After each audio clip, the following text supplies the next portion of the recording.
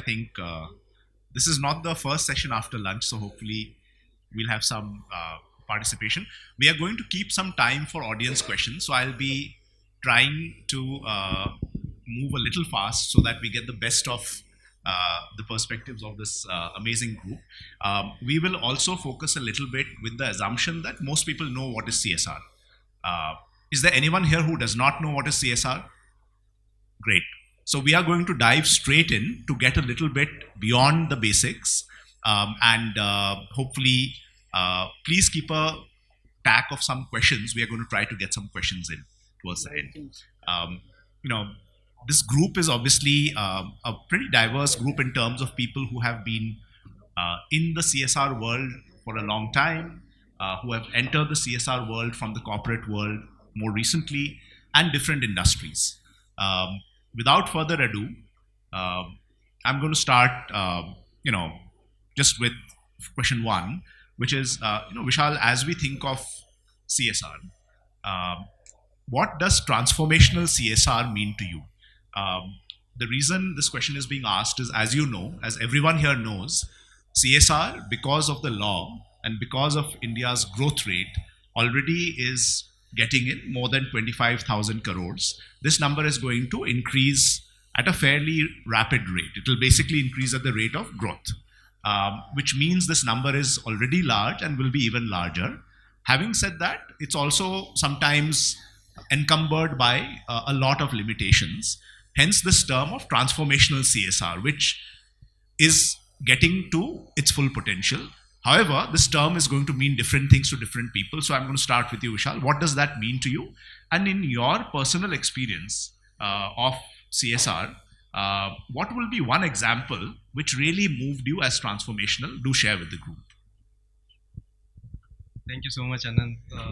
When you asked who in this room doesn't know about CSR, I was actually wanting to raise my hand. Because CSR is such an evolving concept, and I've luckily seen it evolving for the last 27 years now. That's when my career started. We didn't talk much about CSR at that time. Usually, for industry, it is more like community engagement, rural development. And I think the CSR, we tried to talk about this perhaps towards the beginning of this century. But I have actually seen that transformation. So, and the answer to your question perhaps lies in that transformation. When I had started, it was really like philanthropic. I moved from the government sector to the corporate CSR. Like I said, it was called Community Development Department at that time in the organization where I worked. And, it was like perhaps we didn't have any connect with the business at that time of what we did, right? So every year we would sit down to develop a plan which was based on the requests that we received from the community, and then we'll do some of those projects in the community based on the financial allocations that we would get. But slowly, I think it's tried to change, and then the senior leadership tried to get involved. I'm talking of this pre-CSR law, by the way. The CSR committees didn't exist at that time, but still, some of these organizations were very forward-looking. They tried to get, some tried to be discussed in the senior leadership meetings and all of that. Sometimes in the board also. Luckily, I worked for some companies who were like had CSR committees even before the law needed the corporates to have CSR committees, and we presented our work regularly to the board at that time. So the integration started at that time, and the CSR, the talent also started to we started to uh, have that feeling that we needed to understand the business also to be able to position our CSR better, right? So all of that started. So from philanthropy to then it became a compliance issue. The law came and everyone started working on CSR because we were to comply with that. But still, I think transformational CSR to me is the one which is fully integrated into the business. Right? Of course, in our context, we'll have some philanthropic angle to this. We'll have some compliance angle to this. But if we were to integrate, if we were able to integrate that fully into the business, understand our own, I read a very interesting definition of CSR somewhere, which said that when you produce goods, you also produce bads, and it is important for you to acknowledge those bads. And if the companies could really understand that, and then kind of position their CSR there, I think that's really long term and sustainable. So CSR, for me, transformational CSR is one which is integrated, one which is long term, one which is sustainable. To give you a few examples of that, uh, many actually come to my mind, and from those times when CSR wasn't really a compliance issue. But one of my old colleagues is here, and we worked together for a cement company, which had its plant in Gujarat, coastal areas of Gujarat. And I'm talking of about 20-25 years ago.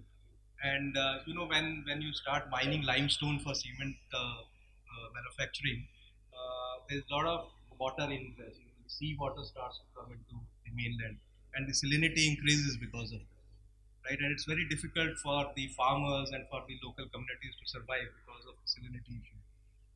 And then this organization actually anticipated this, and they started to work on checking the salinity ingredients. That time, work together with governments, work together with NGOs, work together with civil society, and then I think there were independent studies that were done, and then today I think the business survived because they knew that this was going to happen. Someday this could happen someday.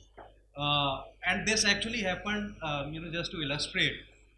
So somewhere in Pakistan, I think in closer to Lahore, there are many cement companies, and there's an old Hindu temple there which has a very large pond. Traditionally, people would go there and worship, and the water started to dry, and the situation became so worse that the Supreme Court of Pakistan actually ordered to shut all those cement plants. So I really wonder that nobody thought, like this cement company here in India, to align that with their CSR initiatives and then address that business risk, uh, not just the business risk. In fact, they created opportunities for the communities around. In my current organization too, we have some phosphate mining in Senegal, and the way we rehabilitate the mines and the way we bring in farmers to cultivate tomato on those pieces of lands. I think that's something really interesting. Perhaps some other day we'll get opportunity to talk more about Thank you. You made a few powerful points, and just before passing it on to Rituparna, one is integration. This is something we hear again and again about the power of alignment between the corporate good and the social good. And it's interesting because this is something which is so powerful potentially, but also sometimes rare. I'd love to come to you, Rituparna. Like as you, of course, you have had a career in corporate comms, and of course then in CSR. What strikes you as transformative? But also, in your past career, there have been so many transformative narratives and etc. Share your perspective a little, please. Thank you. And Vishal, I agree to your point of the integration part of it. I personally feel transformation in dictionary language means to see a marked change in behavior, right? And you can bring about transformation if you are completely immersed in that world. You cannot bring transformation to a world you don't know. So I can speak on behalf of in Linde when we started this journey of CSR. It's very new for us. It's just 3 years old in the current form. But then when we started to identify the areas where we can make a difference, we said, why don't we work in an area which we know for last 100 years? So we are industrial and healthcare gas manufacturers of the world, and our cryo trucks and tankers fly 40 million kilometer every year annually, more than 500 trucks, and we work with thousands of heavy vehicle drivers, and we are paranoid about safety. So these are three expert areas which we have developed over last 100 years. There are world class best practices which we have seen in our organization. We said let's take it outside and bring it to all the community drivers. So what we did was we started a project called Safar Suraksha, So with that, we initiated 2 driving training institutes in 2 locations in India, which is for the community heavy vehicle drivers. And we have set up the infrastructure, we are volunteering for it, and we have partnered with Logistics Skills Council, who are imparting the training. And there are 3 different type of trainings which are given. So this is for skilling and upskilling of the drivers. So on one end, while we are passing down the safety norms, making Indian roads safer by this practice, we are also trying to uplift the life of heavy vehicle drivers. Unfortunately, today, heavy vehicle driving is not an aspirational career at all. They don't have social status. There is no formal training available. So we are trying to get into that area and give them, so the certificates they receive after completion of this course is NSQF level 4 certification. So which means they have a government certification and they can get better career prospects out of it, even abroad prospects to go abroad. So and transformation is a long drawn journey. You cannot have results overnight. You have to be patient, you have to keep on doing it till you see that change. So for us, this is a starting, but this is one of the transformational experiences we have. And to everybody here and everybody here in the forum today, if you have heavy vehicle drivers associated with you, please send us. It's a free course and it's a government certification. So that's bit for my end. No, thank you. That's a great call to action already. I think one thing you said like jumped out to me, and I'll just pass it on to you after that, Sudip, is patience, long term, and sometimes like it's not the easiest thing to think about, because sometimes you think about a 3-year cycle, 1-year utilization certificate, but very little can happen in a year. Very little can happen in a year in business, leave alone social impact. So you brought about patience. You also brought about the integration point. Sudeep, talk to us a little bit about, like, as you think about your version of transformation, what jumps out to you as the hardest part of that? So talk about firstly what is transformational, but if there was one thing which you want the audience to also think about, which may be hard today, what part of transformation would be jumping out to you? An example, maybe. Yeah. Thanks.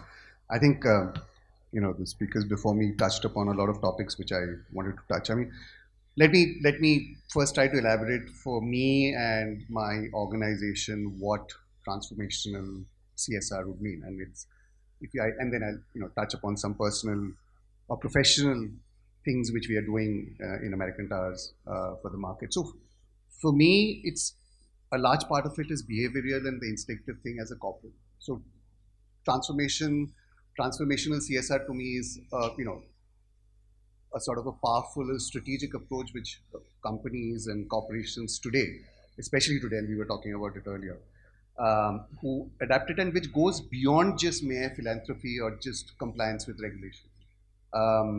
It is actually an approach or a commitment, at least which we look at from our perspective and the partners which we work with, to create or commit to a long-term sustainable social or environmental impact in the society, coupled, and this is very critical because I'm talking from a corporate objective, which is coupled and aligned with the core values of the company, along with the business objectives. To put it simply, obviously, everyone wants to do what is good for society, but being a corporate, being a company, it has to be also, aligned with our values and more specific to the objectives. And to me, companies which embrace that objective go beyond just, and I'm using this word not lightly, just cosmetic CSR objectives, which we all try to do to meet our 2% objective, but sort of inherently initiate that into the DNA of the company as a behavioral pattern, which ultimately results in the long-term sustainable growth and assures your continuous strategic growth as a company in this field. So to me, transformational CSR is that. It's behavioral, it's something which is ingrained. Only when you inculcate it as a long-term vision for a sustainable growth is something which I think is transformational CSR. And frankly, going on that, I think that is going to be a strategy that corporates will seriously, to get into long-term growth, adapt in the 21st century. And additionally, I think it will be actually a stepping stone for improving lives and livelihoods of people in underserved communities. And I think, again, this is more specifically to what we do. And I think one of the tools to reach that goal is technology. Okay, and I don't need to delve into that too much. I think technology is a tool for community growth, for community solutions in terms of sustainability is one of the most important tools in any thriving economy. We've seen the power of internet. We've seen the power of access to internet and devices, and we've seen the disparity in it, especially when we went through the pandemic. I have seen it personally because we had our digital communities at that point of time, which I'll elaborate further. But I've seen, for simple examples, my wife is a primary school teacher, and there were students who had access to laptops. There were students who just had one family with one phone with internet connectivity. So I think technology is going to be the stepping stone in terms of building that divide, crossing that divide. And just very specifically on what we do, going on that technology, we are into the tower business, telecom tower business. And a telecom tower when you do it when you have it in rural areas where we actually have our digital communities, it's actually the first signpost of broadband connectivity. In some places, it's actually a sign of the first electricity connection, right? And we use that place, the communities around those, and we have it in rural areas. We used our telecom towers, which basically has the broadband connectivity. It's an island of power and connectivity, where we use communities around that tower site. Actually, in some cases, the base of our towers, where we provide digital education, which we call digital communities, to the underprivileged and underserved communities in states, where students come and learn, either it's self-learning or through kiosks, where we partner with our with our long-term partners, whether it be in education or otherwise, like NIT, to teach these children. And we've been doing it for a long time. I think that's something as an organization we have a lot of passion about. Whether it's just not education, it's financial education, it's actually having career development centers, which we have grown over the last period of time. So I'm just trying to bring the importance of technology in addressing this transformational change, which in our small way we've done. Additionally, it's also, we use our digital communities, which is again a definition around our tower sites, to expand into healthcare. It's digital healthcare, what we call it, where we partnered with Apollo. And we've tried this test case in a place in Madhya Pradesh, where the impact is across 200 villages in Madhya Pradesh, where we've seen huge success. So to me, just to underline what transformational CSR from a behavioral pattern means, I think it's something which you have to ingrain, otherwise you can't carry it out. And then narrow it down to something which you can effect or action that behavior, to which to me is technology. And which to me, from a specific, then if I come down to a company, is using my business tools to use that technology to bring that change into the community. I think we can do much more, of course, which we are expanding it into career development or healthcare and education. But I think that's going to be the sea change, and especially companies who are into that field, if you can do more, I think that will make the difference. So, in short or long, that's what I think is. Yeah. No, thanks, Sudip.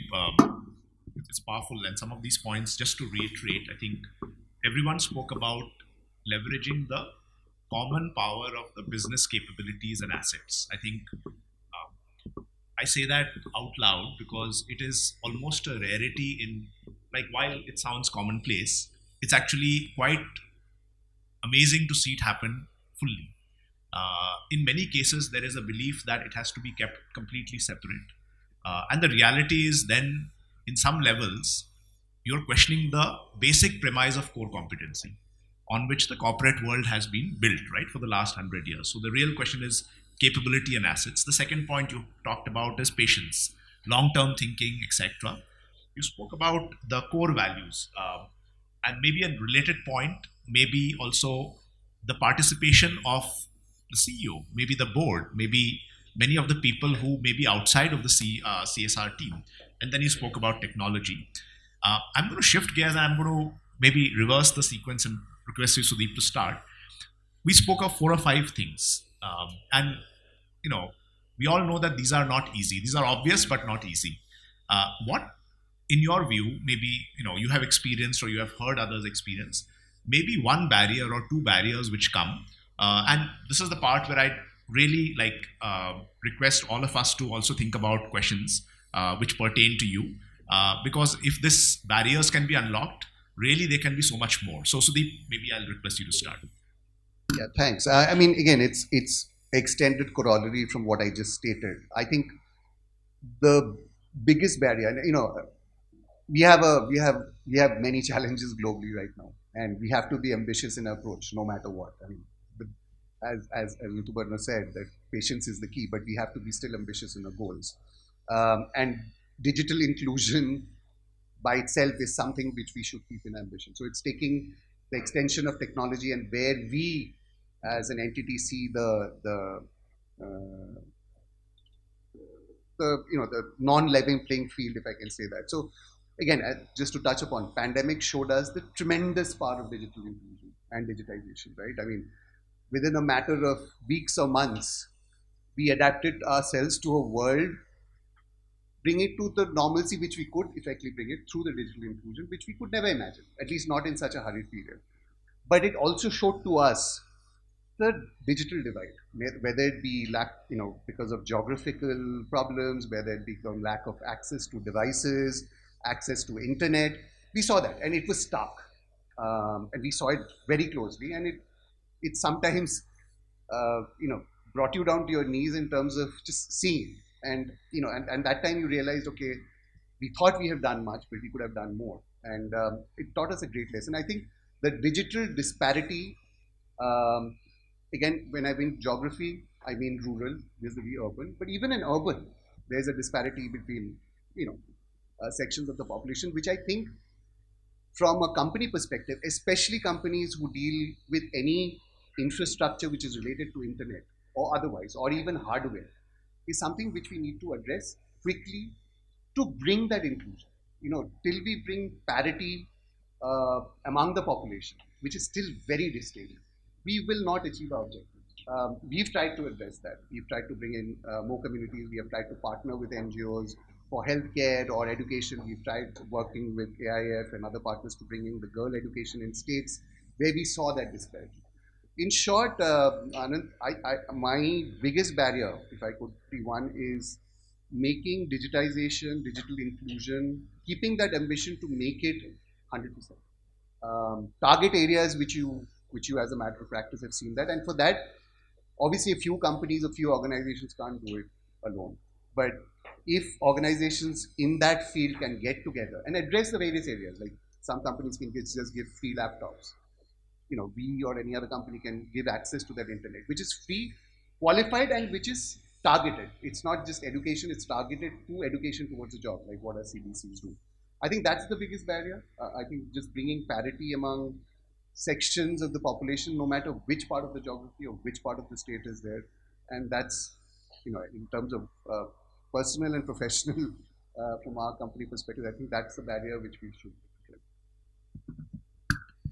Great. And shifting gears a little bit, maybe internally, Rituparna, what barriers do you see or envision which may come in internally to achieving some of the transformational, things that we spoke about?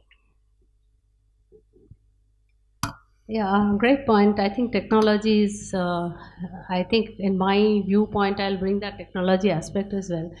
See, internally, again, it all stems from patience. So, when you keep patience, there are a lot of other things that comes: consistency, perseverance, sticking to that goal and not losing sight of where you wanted to reach. So I personally feel that, one of the barrier is sticking on.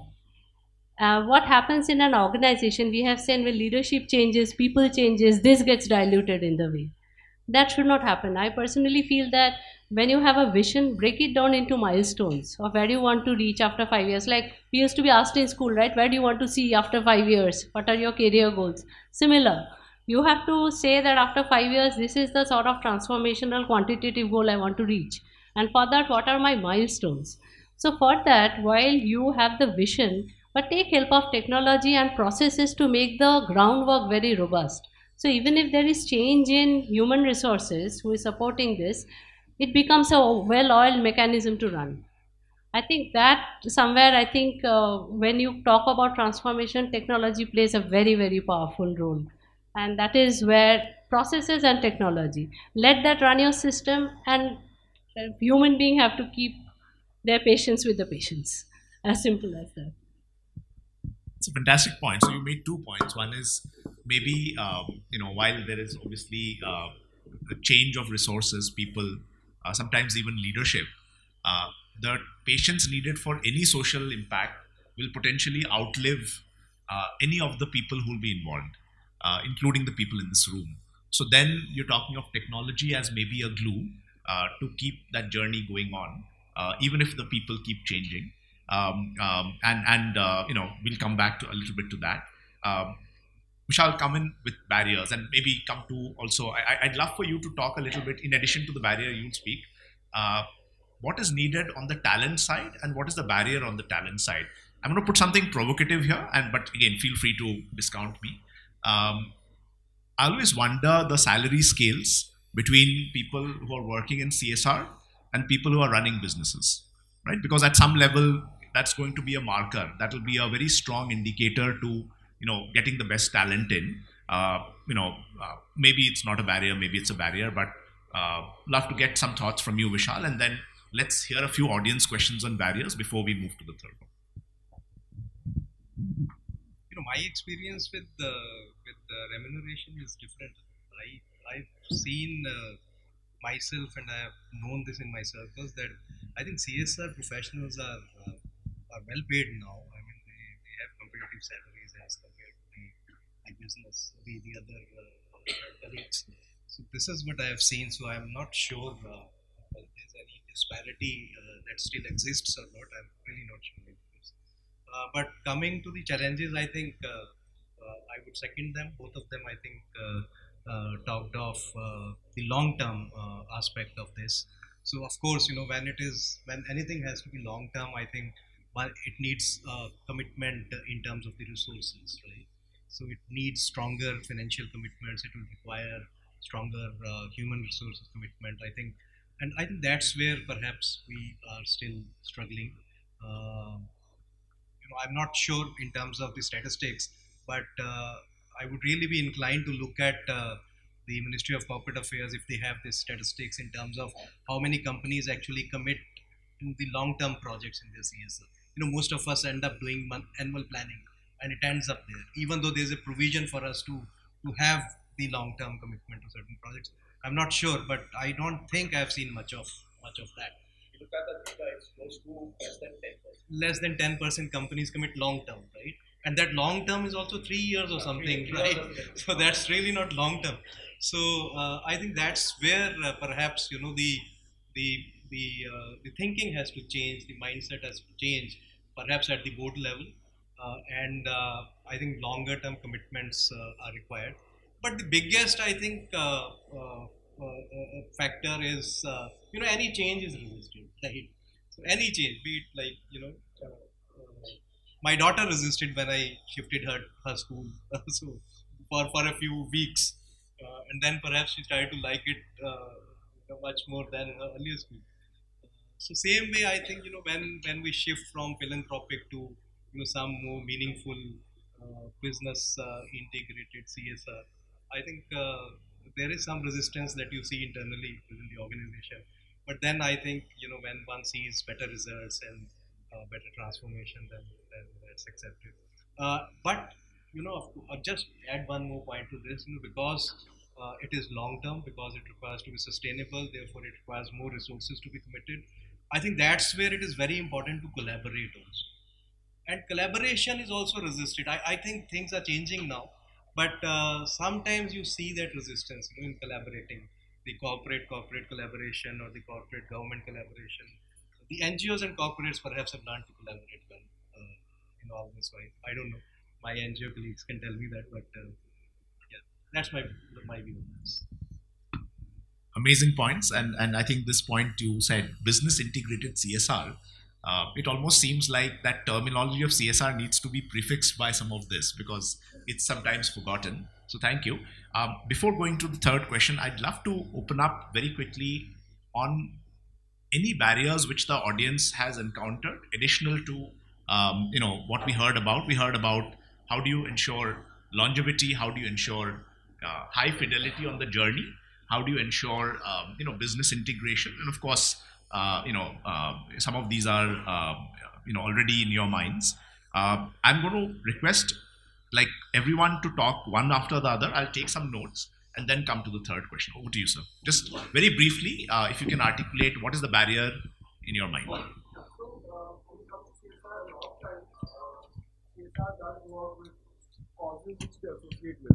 For the organizations, for the NGOs whom they are associated with, but it's only programmatic cost. What about the the back end support that is required by organization for strengthening themselves, the capacity building, basically what Pay What It Takes also suggests do. So philanthropic organizations have now started, and more organizations are going in that direction. But CSRs still are there's a dearth of CSR agencies actually doing that. So that's one of the major barriers. Thank you. Hello, I am Balasaheb Takalkar, President of Aramba Society for Autism and Slow Children, which is located in Aurangabad district of Maharashtra state. We purchased land and are struggling for the funds for the construction of a residential school for autism. So my question is, how to search the companies who will provide the funds for the construction, and the barrier is the collaboration with the companies. So we are struggling for near about 2 years. So please, panelists, please guide on this. So your thing is like, where is the money for infrastructure? I wish I had the answer to that, but thank you, sir. I have two hands raised there, so maybe the lady can go first. Hi, I'm Shipra from Transworld Group. So sometimes, when we look at, say, business integration, and we do too, what happens is in that integration, we don't scope it out right. So sometimes certain geographies get more funding than the others, certain areas get more funding. So how do you bridge that disparity and look at aspirational areas or even areas that don't get funded otherwise? Thank you. I think Mr. Bhardwaj also talked about sustainable CSR, and even when we are applying for these CSR awards, sustainability is one of the evaluation criteria. So to take, for example, a very small CSR activity of construction of classrooms in government schools, how do you sustain, how do you ensure its upkeep and maintenance once you move out, knowing that the government school, entire government school structure in our country, they don't have housekeeping staff, and many time government is the activities which government is supposed to be doing, they are giving it to companies to take care of. So then how do we talk of sustainability? Yeah. Thank you. There is a question at the end, and then maybe we'll. Did you mean me? Yeah. Hi, I'm Merlin from Tinkaha Foundation, Kerala. So, extending to her question, yes, South Indian states, I think I've been looking, but there were not many funds we are getting in Kerala specifically.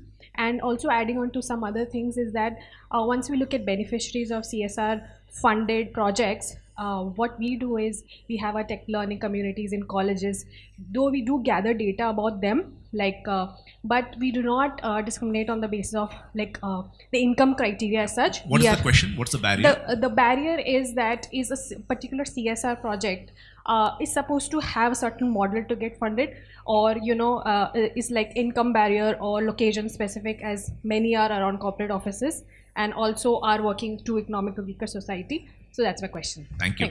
So go ahead. Thank you. My name is Narayanan. First of all, I'd like to really appreciate the composition of the panel here, because it seems really CSR has come of age. We have a seasoned CSR professional, a corporate communication, and a legal head. So there was a time when you mostly expected CSR panels to be mostly with CSR people, but then this is really emerging very well. The other point which I want to make is about the transformation barrier. Typically, and that's been my experience, is that compared with other functions, when it comes to CSR, you don't really have a strategic long-term planning like you do in the case of other business functions. So whether it's HR or it's finance or sales, marketing, you do have a long-term planning. For example, you talk about a sustainable impact, scalable and sustainable impact here. So something that like that, the biggest barrier that you face is that you don't really have this as a long-term strategic goal. And although I think Sudip mentioned about this being aligned with corporate goals, but I think somewhere that's normally and even now, and in my experience, is something that doesn't become part of the discourse within the companies. And I think that is somewhere, with the kind of composition that I'm talking about, legal, corporate communications, CSR, and other people can come together and try and see how it can become a business imperative. Thank you. I'm going to request the audience. Thank you for those who have thought of questions, just to hold on so that we can take some of these. And I'm going to merge them with the third question because I'm sure I'm going to blow the time very quickly. So we heard a question on the costs coverage. There is always this misunderstanding of what does the 5% mean. Is the 5% your 5% or is the 5% the NGO's 5%? So there is something there. We talked about geographic inequities. Is it only about neighborhood philanthropy or is it about where the needs are there? And you talked about the strategic or plan, like where is the plan, etc.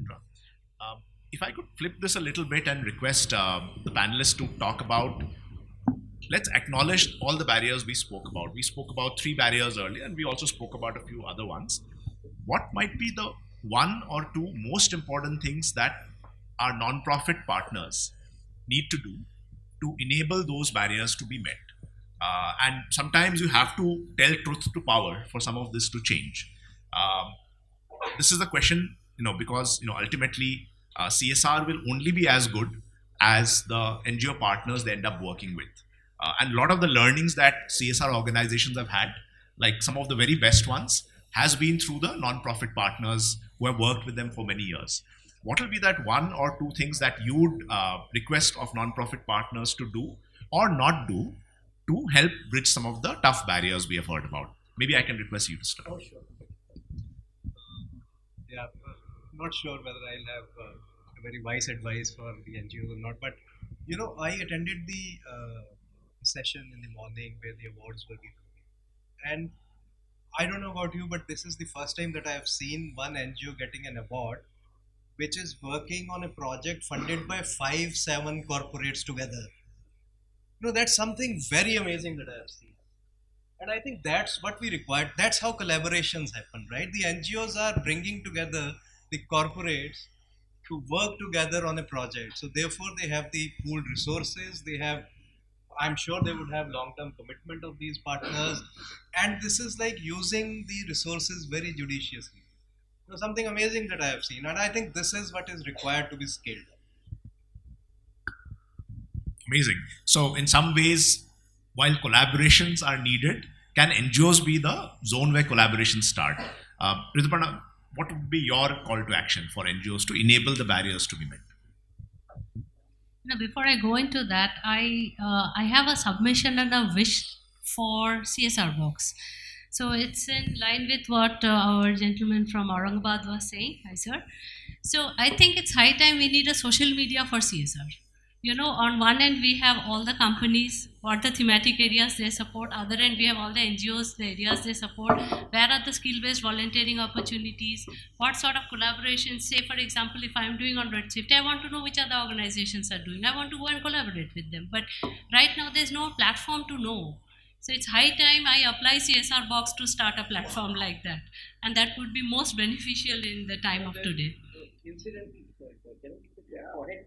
So I just want to give you this information. Incidentally, there is this organization called Be Vocal. I met them in the morning. They are actually doing exactly what you want them. So I will. They have a stall somewhere. So I'll be meeting with Be Vocal after this. So, but I think in a large scale we need this, definitely.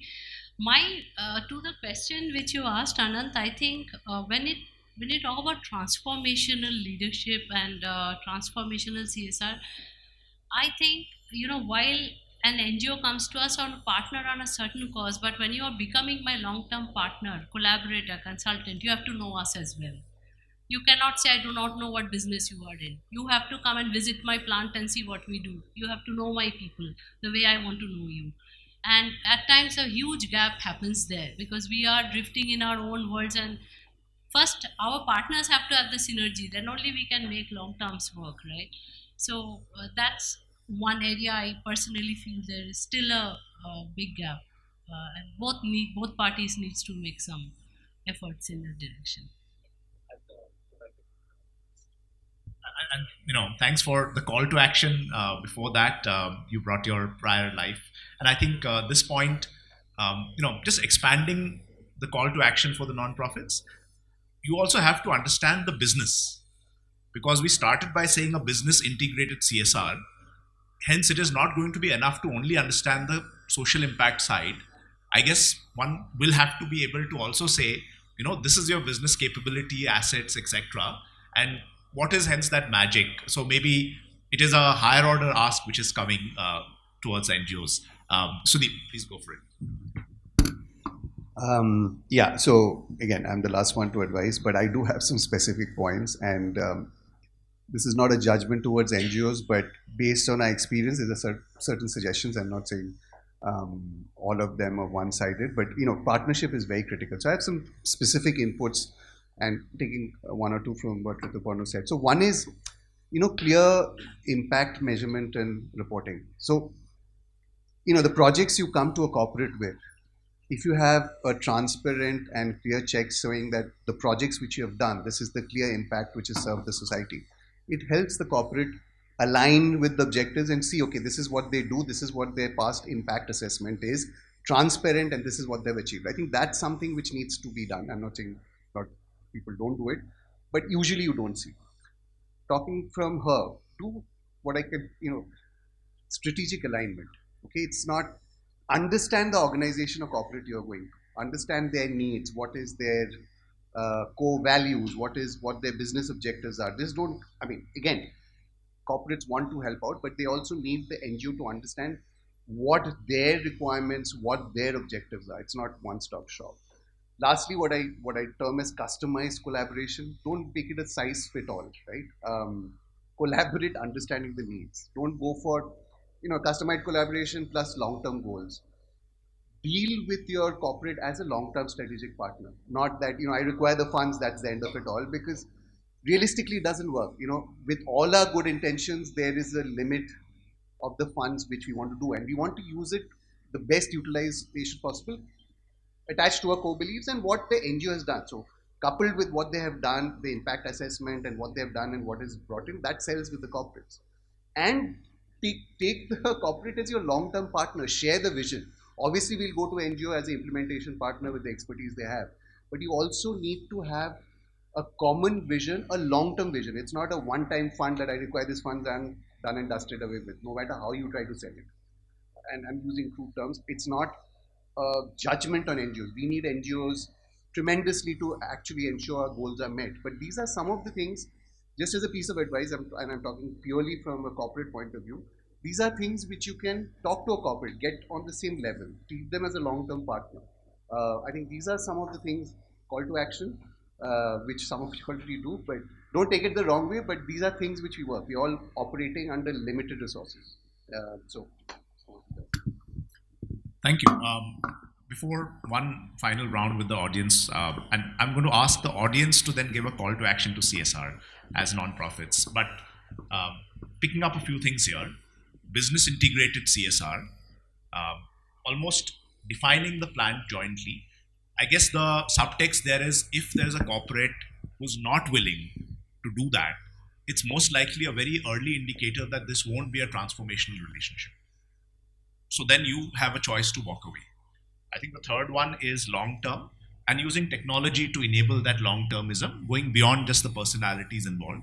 And of course, the fourth one is finding a fit with the core values of that organization and investing time to understand what those are. Again, sounds very obvious in retrospect, but notoriously hard to do, especially because today less than 10% of programs in CSR are even longer than 3 years. So in some ways, there is a role for this group to do. I know we have, I'm going to just check how much, I think we have 10 minutes. It'll be great to hear a little bit from the audience on the following thing. You heard a few things which are asks of potentially nonprofits, right, to enable transformational CSR. What would be very specifically asks of CSR to enable that transformation from the nonprofit side? My request is to keep it very pithy. Again, let's hear a bunch of people and then summarize. Over to you, ma'am. Take a mic if you can.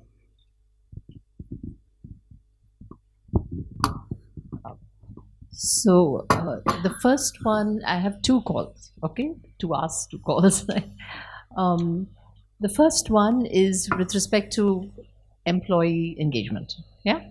So we see a lot of strengths in the corporate world, but when it comes to employee engagement, very often they want a few of the employees to engage with our participants on 1 day or 2 day basis in a year. Now, that's not the strength that we see and we hope to see from the corporate. What we really want is their strengths around technology, their strengths around M&E, indicators, KPIs. These are what we want from the corporate world. So I saw, for instance, when I worked in the US at one point for a nonprofit, the corporate had placed somebody in the NGO for about 3 months. And that person brought tremendous value to us, right? On how to engage with corporates. I mean, it was huge education. Can we have a bit more of that? Yeah? Serious engagement, employee engagement. And I guess the second thing would be, we have a lot of difficulty when we work with government, and we see a lot of corporates wanting government engagement. Now, I remember when I dealt with Tatas and with Axis, both of them offered to help us, okay, with that relationship. And I cannot tell you how much relief I felt when a corporate said that to us. I was like, because very often when you're dealing with government, in a month or so, the person changes, and then you don't know whether you're going to get that MOU renewed, signed. So we're always in a state of flux. So is there any way that you can work closely with us to navigate that partnership with government? That's the ask. Thank you so much. Yeah. There's someone there, I think. Thank you so much. Hi everyone, this is Meera from Recity. I've often seen that CSR projects are approached with a very heavy impact lens, which is great. But something that I would love to see is also CSRs have innovation as one of the key parameters when they're looking to take on projects and implement them, because I feel when there is a heavy innovation element to your project is only when you can make your project truly transformational. So that would be my call to action. Amazing. Thank you. I think there's a point on that side. And just before that, I think this is also interesting what you just said, because if you look at the law, CSR capital and government capital are usually the two most inflexible, not because of intent, but because they are extremely tightly governed. And the core with innovation is one needs to be very comfortable with failure. And it's hard to justify, because if you go as a CSR saying, this project bought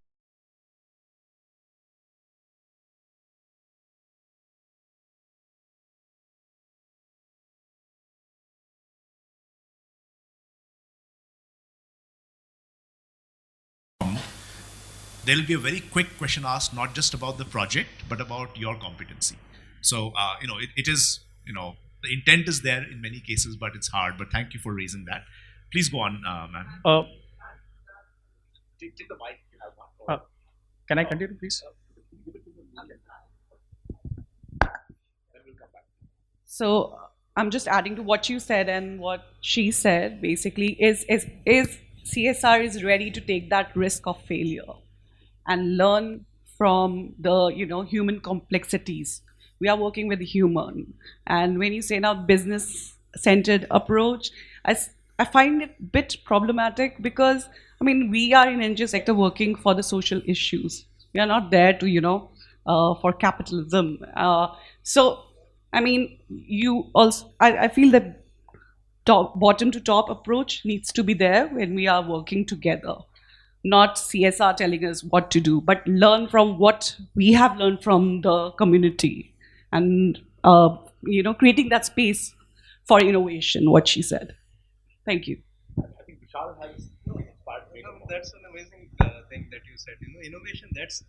Without that, transformational CSR can never happen. But the irony is that I'm part of some of these networks of CSR professionals. Somebody will throw an amazing innovative idea into that network and ask, does the CSR now allow this? That kills the idea therein. Compliance sometimes kills the innovation, right? So I think we need to look beyond that and really be innovative. Thank you. And maybe one call to action additional for CSRBOX or maybe for this group is intent seems to be there, because we end up, and you're right, like some of the best innovations come from the communities. They already most likely know the answer. CSR also knows that unless one is innovative, one cannot actually have big impact. So are there some things where one can actually do more? What are other calls to actions? I know, sir, you were thinking of something. I am from Supporter Heroes. We work for disabled soldiers, needy old age non-pension soldiers and their widows. We are mostly operational in northeast states. Currently, we are working in 16 states. So first, जो a problem आता है वो geographical area आता है, जो already you guys have already discussed. Another जो most important वो ये है कि mostly website पे mentioned over there, we are working for the welfare of veterans because CSR section के तहत आता है. अगर हम उन्हें अप्रोच करते हैं तो पहले ये होता है, सॉरी इस बार हम नहीं कर रहे हैं, पूछो कब कर रहे हैं या टू डिसाइड. तो वो आज तक शुभ घड़ी नहीं हो पाई. एंड कुछ की वेबसाइट पे होता ही नहीं है, बट हम बात करते हैं फौज की, तो एवरीवन रिस्पेक्ट. सो ये एक बहुत बड़ा प्रॉब्लम है. See, one thing I want to, and this is again a personal observation and seeing my friends doing CSR for very long. See, CSR right now is a law, right? And many organizations, I have seen, for them, it's still a matter of compliance and checking the box. But if you look at transformation, it has to be a culture change within the organization itself. And I think there's a big gap. क्या होता है कि you have an organization, the CSR manager is hired as if it is that person's onus to run CSR. That's not what it is, right? Every person in every department plays a role. Finance person plays a role, legal person plays a role, compliance plays a role, HR plays a role. So there is no training, of course, but there is no training available which orients you to CSR, which tells you what the CSR law landscape is about, what is government trying to achieve, to show that vision. And when I am an accidental CSR person, I'll be honest here. I came from communication, I was landed up in this role, but I struggled for this course. I had to learn what the CSR laws are about. What are we supposed to do? There was nothing available. I was given a Ministry of Corporate Affairs website, which I found like Hebrew, and I could not figure out through it. But there is I think CSRBOX can make it happen. They have connections with the government, some sort of a training, orientation by somebody going to organizations and telling them, this is what CSR is about, this is the vision, this is what we can do. See, what I heard from yesterday, they're very powerful statements. It makes you feel very motivated to do. But only me hearing or CSR person who already knows hearing doesn't work. Everybody in the organization has to hear this. So it's again a submission. The lady there mentioned it should be a bottoms up, and you are the experts and corporate should be. Again, completely agree. The statement and the catchphrase was collaboration.